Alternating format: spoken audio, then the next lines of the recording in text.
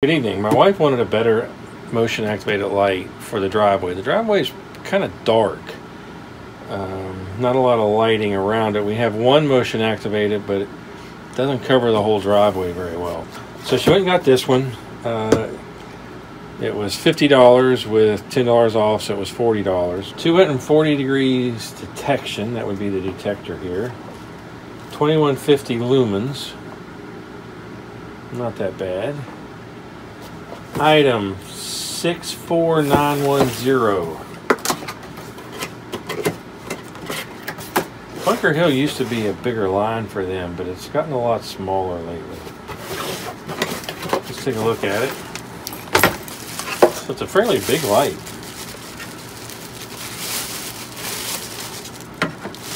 This is made to mount to an electrical box that's mounted in the wall. Now, if you don't have an electrical outlet or an electrical box where you need this, you should get a qualified electrician to run power to your location and install a box. I'm going to be the qualified electrician at this point. So it mounts like this. This would be the detector. The problem I have with the detectors is cars going by typically set it off, so I'm going to have to play with that. And why she bought this is so we could mount it on the house and turn these different directions. It's going to be on the eave of the house, so it's going to have to point down a little bit, and that's how far apart we can get them. So if it mounts flush to the wall, it's going to get good coverage of light. Now this, I'm going to have to adjust it so that it goes off, but hopefully only cover the driveway and not the road that isn't that far from the driveway. So it comes apart with one screw there in the middle. Luckily I have my Bauer drill driver. So let's take that out.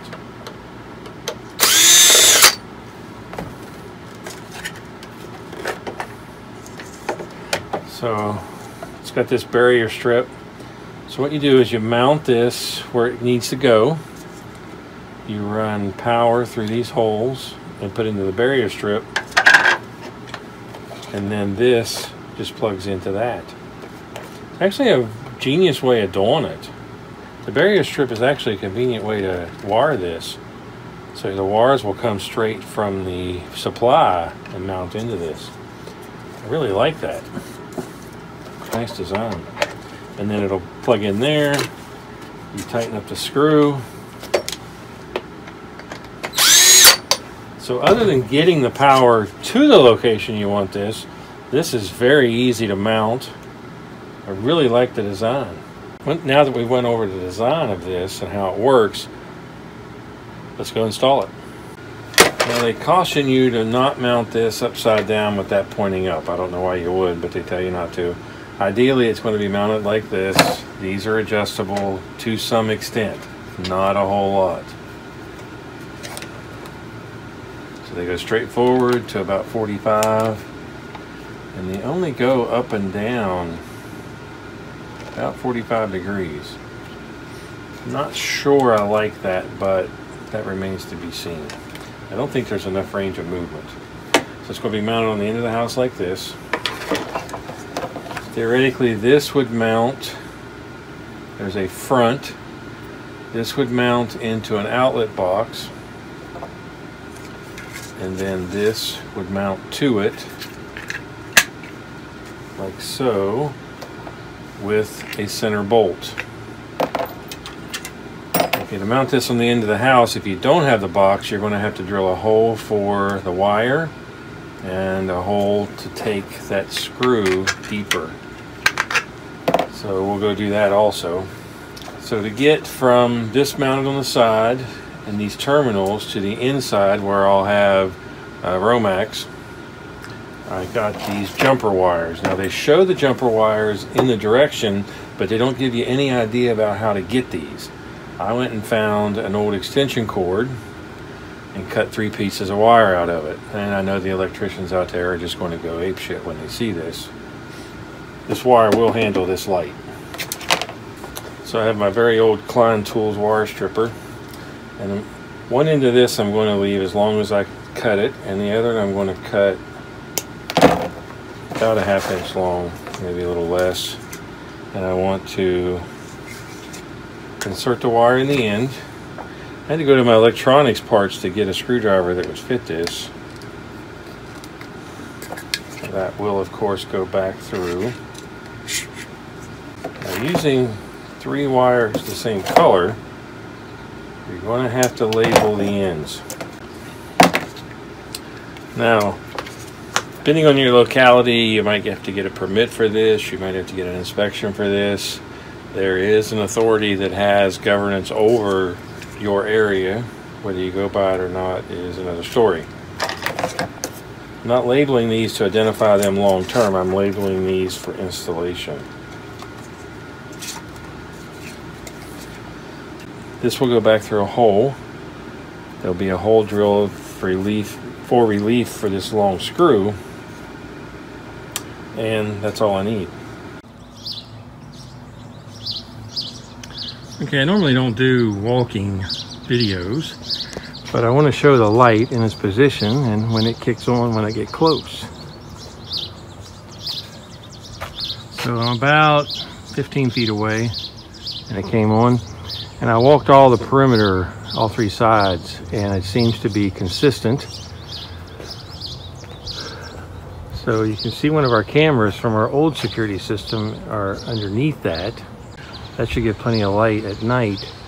Even though the camera is night vision, that extra light will help. So I'm staying moving in this 15-foot arc. So it's coming on, and I've got it to stay on for 1 minute. If you change the settings, believe it or not, to get them to take effect, I had to power off the unit and power it back on. I thought that was very, very odd. So let's let that time out, and then I'll move. And there it kicked back on. I don't think anyone can get on the porch without that going off. And I don't think you can get up to that garage door like it is now. When I went back over the original video, I wasn't very happy with the coverage of how I explained this, so doing it after the fact. This is the duration. Off means motion activated. It'll be 3 hours, 6 hours, dusk to dawn. We originally thought about dusk to dawn, but we kind of like the security value of a light coming on. So we left it on motion activated. Now, sensitivity, in trying to get it to not cover the roads, I set it on low. Now, of course, you can do low, medium, high. High is probably going to be almost like a dusk to dawn. Any little movement it detects will go off, and it's going to reach further also. And duration, I went with 1 minute. I want it to come on, and then I want it to kick off. If it comes on because there's someone in the driveway, it'll stay on for a minute and go off. If they shouldn't be here, they would have left by then. If they should be here, then they'll keep moving and keep kicking it on. So I'm not really concerned about that. But it does have 3-minute, 5-minute, and 20-minute options. To me, the 1 and the 3 make logical sense. 5 and 20, maybe not. I reckon that's to avoid somebody learning the pattern and staying out of the detection zone. So keeping it lit longer would keep them away longer. So I'm going to leave these settings, but there are options. So this has been up for a while now. I thought I'd bring it in and do an inspection, see what it's doing. It has this seal that you put over this, and that does come back out, I'll say fairly easily, but it's not the easiest. I live on a corner lot, and I was able to adjust this so it wouldn't key off cars on one side, but it still keys off cars on the other side. I'm not going to adjust that either. My goal is to cover the entryway to the porch and the garage, and that's what I set this up for. If it keys one side of the road, don't really care. I have it set up to do a wide as angle as possible for coverage, and it really lights the driveway, which was the goal we got it for. It cost $40. Kind of expensive for a light, but it works so well. So very happy with the coverage of this and highly recommend this, both for its ease of installation, ease of maintenance, and for the coverage it provides. It lights up our whole driveway. The motion activated isn't perfect. I don't fault the light for that. It's just the circumstances I'm using it in. So highly recommend this. So if you like the videos, please subscribe to my channel. Thanks for watching.